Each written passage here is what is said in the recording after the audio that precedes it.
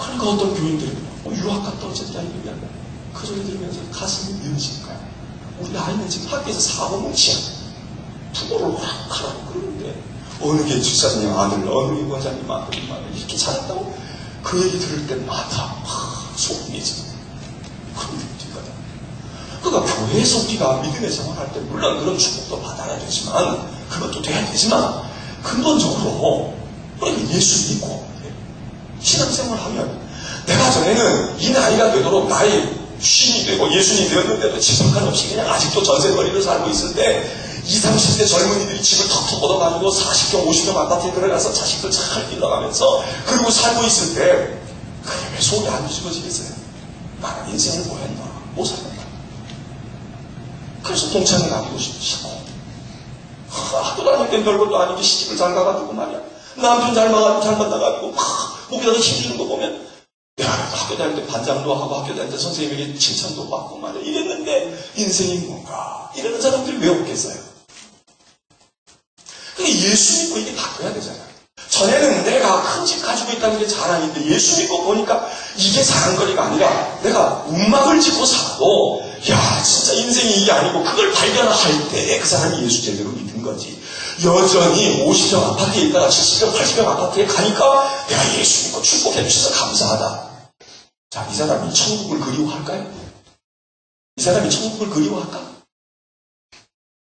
천국이 이거보다 더 좋을까? 여러분, 예수 믿으면 전에 부끄럽던 것이 부끄럽지 않게 돼야 합니다. 여러분, 공부를 많이 못한 게 부끄러운 게 아니거든. 물론 하기 싫은데 부모가 다 해주려고 그랬는데 내가 속썩 있고 말 안 듣고 그때 철없이 굴어가지고 그랬다면 그건 회개할 일이지만 내가 동생을 보살피고 부모를 수말들고 막 이렇게 하다가 공부를 못해. 우리 교회는요 유학 온 분들이 많아. 인천으로 유학 온 거야. 어디서? 섬에서. 인천에 도서 지역이 많잖아요. 그 섬에서 막 자월도 무슨 운동도 무슨 또 해가지고 말이야. 그 섬에서 배 타고 나오고 해외로 왔는데 어디로 와 있는 거야? 인천에 와서 정착한 거야. 그래가지고 장사하고 이래가지고 이 권사님들이요 학교를 제대로 다녔겠어요? 뭘 했겠어요? 얼마 전까지만 해도 우리 교회에 여성교회에 대학 졸업자들이 별로 없는 거야. 난 그거 보고 놀랐어요. 그냥 98년도에 갔는데 그때 명색이 말이죠. 명색이 인천의 도심원에 있는 교회인데 가서 여성교회를 보니까 나이가 40, 50이 되어 있는데 대학 졸업자가 눈 씻고 찾아봐야 되는 거야. 요즘에는 이제 신도시로 가고 그러니까 이제는 그래도 많이 생겼지만 야 말이 조심스러운 거예요. 이거 어떻게 해야 될지 모르는 거야. 제가 미국에 있다가 왔기 때문에 아이들을 어떻게 할 수가 없어가지고 말이죠. 이제 대학교 갈 때는 다 미국으로 보내는데 이게 막 조심스러운 거야. 이게 조심스러운 거야. 목사님 말이야. 요즘에 목사집 애들을 미국 보내고 말이야. 뭐하고? 왜? 그런데요. 그래서 막 그분들이 얘기하는데요. 목사님 저는 배운 게 별로 없고. 그런데 제가 보니까요. 배운 게 무슨 소용이 있어요. 배운 게. 우리 교회도 공부 좀 한 분들이 있다고. 그런데 제가 보기에는 그분들 어떤 분들 못지않게 인생 살아. 평생 교회에서 기도하고. 이렇게 말씀 듣고. 인생이 뭔지 터득한.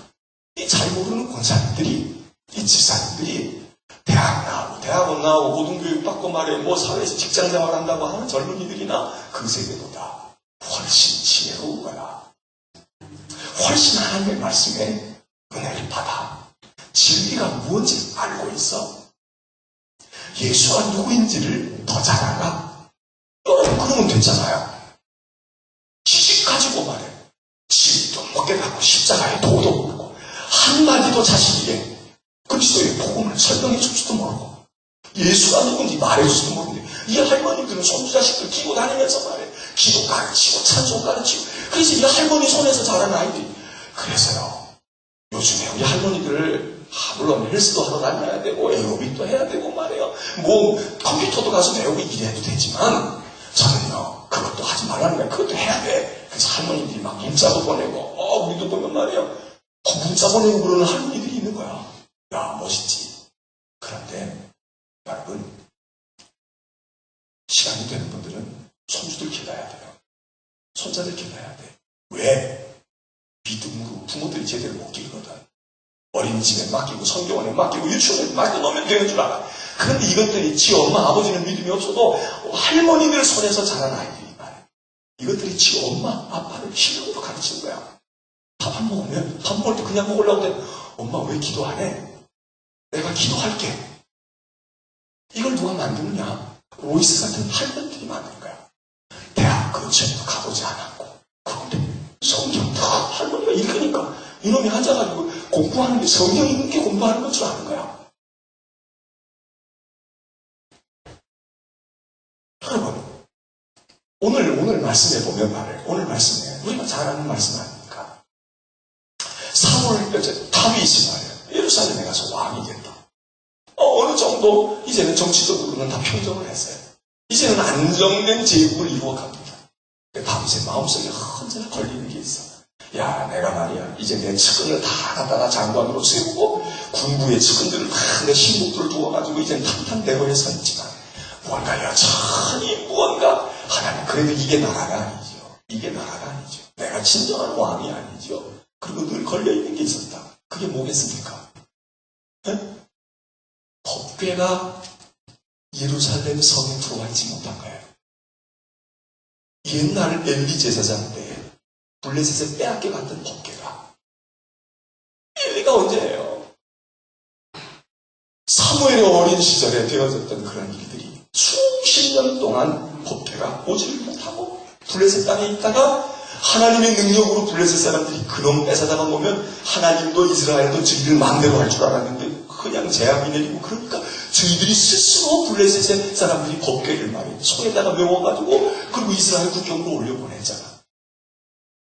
그런데 하나님의 가르침대로 그 법궤를 모셔오지 않으니까 이 법궤가 복의 축복의 근원인 하나님의 보좌의 법궤가 블레셋 사람들에게만 화가 된 게 아니라 하나님의 백성 이스라엘도 이 법궤를 거저받았는데도 이 법궤가 복이 아니라 화가 됐잖아요. 그게 다 겁시나가지고 이걸 말해 방치하고 있었던 거예요. 오베데돔의 집에다가 그냥 타작마당에다가 방치해 놓았던 거예요. 다윗은 늘 마음속에 하나님, 제가 여기 왕좌에 턱 대리석 자리에 앉아있으면 이 나라가 나라입니까? 제가 이제는 정적들을 다 처결하고 그리고 다른 세력들 없이 이제 탄탄한 그런 제국을 이루었으니까 이 나라가 왕국이 제대로 됩니까? 여기는 이 도성, 이 예루살렘, 이 나라의 중심입니까? 여기에는 하나님의 법궤가 계셔서 하나님이 임재하고 계셔야 되는데 하나님이 여기 계셔야 되는데 제가 있어서 되는 것이 아니라 주님이 계시고 여호와 하나님께서 여기 딱 좌정하셔야 되는데 그래서 생각한 게 뭔가 법궤는 하나님의 임재의 상징이니까 이 법궤가 딱 있다는 건 여기 하나님 계시다는 이야기니까 그래서 다윗이 오매불망 하나님의 법궤를 모셔오는 작전을 세웠다고요. 야, 하나님의 법궤를 모셔와요. 저거 언제까지 저기다가 저 타작마당에다가 저렇게 그냥 내버려 둘 거냐? 하나님의 법궤 모셔와야지.